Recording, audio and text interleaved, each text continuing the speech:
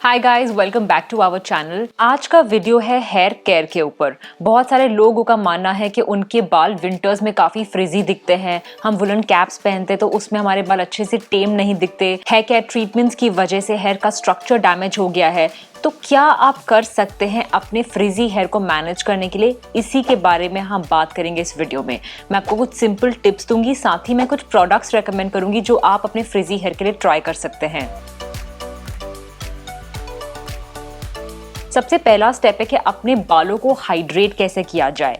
इसके लिए जो आप हेयर केयर प्रोडक्ट्स यूज करते हैं, चाहे वो शैम्पू हो या कंडीशनर हो या हेयर मास्क हो, उनमें हाइड्रेटिंग इंग्रेडिएंट्स होने चाहिए, जैसे कि argan oil, avocado, rice water, glycerine, shea butter. इन सभी इंग्रेडिएंट्स की वजह से आपकी हेयर स्ट्रैंड्स का जो मॉइस्चर कंटेंट है वो बढ़ता है। दूसरा, आप अपने हेयर की ड्राइनेस को कम करने के लिए वीकली हेयर कंडीशनिंग ट्रीटमेंट्स भी कर सकते हैं।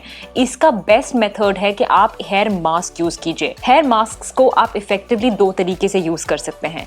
पहला, ऑफ कोर्स, आप अपने शैम्पू और कंडीशनर के बाद या कंडीशनर की जगह हेयर मास्क को लगा सकते हैं 3 to 5 मिनट्स के लिए on your hair strands on wet hair, और इसके बाद उसे वॉश कर सकते हैं।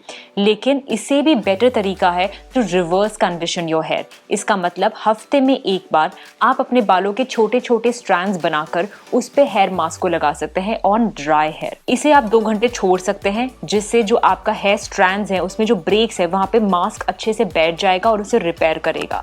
2 घंटे के बाद आप इसे प्लेन वाटर से वॉश कर सकते हैं। इस मेथड को रिवर्स कंडीशनिंग कहते हैं। ये ज्यादा इफेक्टिव है rather than applying mask on wet hair, क्योंकि वेट हेयर में जो फिल्म ऑफ वाटर है वो प्रिवेंट करती है मास्क का effective penetration in the hair strands. लेकिन जब आप उसे ड्राई हेयर पे इस्तेमाल करते हैं तो आपकी हेयर फाइबर का रिपेयर बेटर होता है। दूसरी इंपॉर्टेंट चीज है समझना कि आप अपने हेयर को ओवर वॉश ना कीजिए। ऑफ कोर्स, आप अपना शैम्पू डेली भी यूज कर सकते हैं, बट अगर आपको फ्रीक्वेंट शैम्पूइंग की जरूरत लगती है तो आपको सल्फेट फ्री शैम्पू यूज करना है। और अगर आप हफ्ते में 1 या 2 बार शैम्पू करते हैं तो आप सल्फेटेड शैम्पू का इस्तेमाल कर सकते हैं, जिससे आपकी स्कैल्प में जो बिल्डअप है, ग्रीज है, वो ज्यादा अच्छे से निकलेगा। अब ये तो हो गई प्रोडक्ट्स की बात। दूसरी चीज आपको ध्यान रखनी है कि जब आप अपने बाल को ड्राई करते हैं तो जनरली देखा गया है कि हम लोग जल्दबाजी के चक्कर में उसे ब्लो ड्राई करते हैं, उसे काफी बार कोम कर करके ड्राई करते हैं, जिससे आपकी फ्रिज बढ़ सकती है।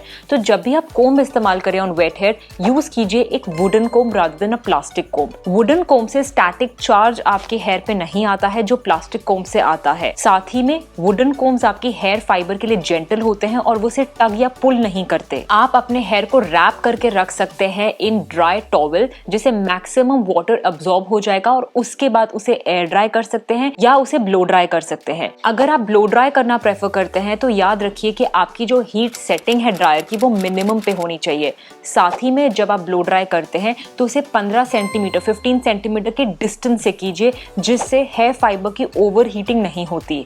जब आप ब्लो ड्राई करते हैं तो हमेशा नीचे के डायरेक्शन में ब्लो ड्राई कीजिए। रैंडम ब्लो ड्राइंग से आपकी हेयर का फाइबर जो है उसका स्ट्रक्चर खराब होता है। अगर आपके बाल स्ट्रेट हैं तो आप अपने बालों को थोड़ा ड्राई होने दीजिए, उसके बाद कोम का इस्तेमाल कीजिए। लेकिन अगर आपके हेयर काफी कर्ली हैं तो उन्हें डिटैंगल कीजिए जब वो वेट हैं, जिससे बाद में उनके उलझने और टूटने के चांसेस कम हो जाते हैं। अगर आप ब्लो ड्राई करना प्रेफर करते हैं तो हीट प्रोटेक्टेंट यूज करना मत भूलिए। कई लोग हीट प्रोटेक्टेंट तो यूज करते हैं बट उसकी सही क्वांटिटी इस्तेमाल नहीं करते, जिससे उसकी इफेक्टिविटी कम हो जाती है। याद रखिए कि हीट प्रोटेक्टेंट पानी की तरह होता है, वो आपके हेयर को स्टिकी नहीं बनाता, तो आप उसे ज्यादा मात्रा में इस्तेमाल कीजिए और उसके ऊपर अपना हीट स्टाइलिंग डिवाइस यूज कीजिए। जिनके बाल काफी फ्रिजी या ड्राई है वो लीव-इन कंडीशनर्स का इस्तेमाल कर सकते हैं। इसमें आर्गन ऑयल या ग्लिसरीन या हाइड्रोनिक एसिड हो सकता है।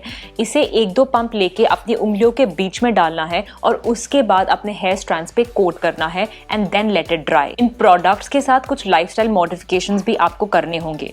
अगर आप कॉटन का पिलो यूज करते हैं और आपके हेयर काफी फ्रिजी हैं तो आप शिफ्ट कर सकते हैं सैटिन या सिल्क पिलो केस पर। सैटिन या सिल्क पिलो केसेस का फायदा यह है कि जब आप सोते हैं तो आपकी हेयर का जो फ्रिक्शन है वो कम होता है विद पिलो सरफेस, और इससे भी फ्रिज के चांसेस कम होते हैं। साथ ही में अगर आपके शॉर्ट हेयर स्टाइल है तो आप अपने बाल को खुला रखकर सो सकते हैं, लेकिन अगर आपके बाल मिड लेंथ या लंबे हैं तो सोते वक्त उन्हें टाई करके सोइए। अगर आप बार बार अपने हेयर को डाई, पर्म या कलर करते हैं तो कुछ टिप्स है आपके लिए जिससे हेयर फ्रिज कम हो सकता है। सर्दी के मौसम में जब बाहर की एयर काफी ड्राई है तो जब आप अपने टचअप्स करवाते हैं, जिसे हम रूट टचअप कहते हैं, उनमें में स्पेसेस ज्यादा रखिए, जैसे कि 8 से 10 हफ्ते। साथ ही में एक टाइम पे एक ही सर्विस आपको लेनी है अपने बालों पे। कलर, स्ट्रेटनिंग दोनों एक साथ नहीं लेना है, ये आपके हेयर फाइबर के लिए काफी डेट्रीमेंटल हो सकता है। अगर आप कोई स्मूथनिंग ट्रीटमेंट लेना चाहते हैं, साथ में बाल को कलर भी करवाना चाहते हैं, तो पहले स्मूथनिंग ट्रीटमेंट लीजिए, 2 हफ्ते बाद आप अपने हेयर को कलर करवा सकते हैं। अगर आपके हेयर ट्रीटेड हैं तो याद रखिए कि वो धूप से भी बहुत डैमेज हो सकते हैं। इसके लिए अपने हेड को कवर रख के जाना है जब आप स्ट्रॉन्ग हीट में या काफी तेज धूप में बाहर जाते हैं। एक लाइफस्टाइल मॉडिफिकेशन जो हम सब घर पे कर सकते हैं वो ये है कि आप अपने हर शैम्पू के बाद कंडीशन जरूर कीजिए अपने बालों को। जब आप शैम्पू करते हैं तो हेयर का नेचुरल मॉइस्चर बिल्कुल खत्म हो जाता है और कंडीशनर्स उसे रिप्लेनिश करने में मदद करते हैं। कई लोग तेल लगाना चाहते हैं अपने बालों में, तो याद रखिए coconut oil and virgin coconut oil are best oils for your hair. वो आपकी हेयर का फाइबर का स्ट्रेंथ बढ़ाते हैं, उसे शाइन देते हैं, बट वो हेयर ग्रोथ में मदद नहीं करते।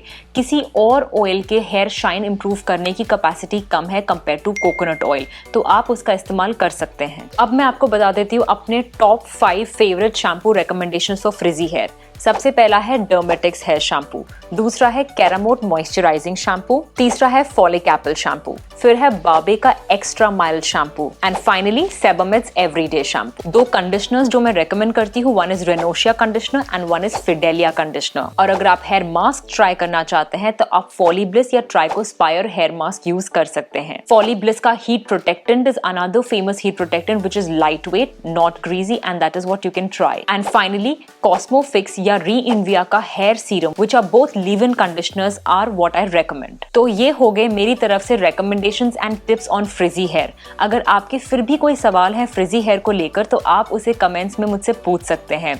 अगर आपने वीडियो यहाँ तक देख ही लिया है तो इस वीडियो को लाइक करना मत भूलिए और ऐसी कई और इंटरेस्टिंग हेयर और स्किन टिप्स के लिए हमारे चैनल को फॉलो कीजिए। तो मिलते हैं किसी और वीडियो में कुछ और टिप्स लेकर, तब तक के लिए I wish you all a healthy hair.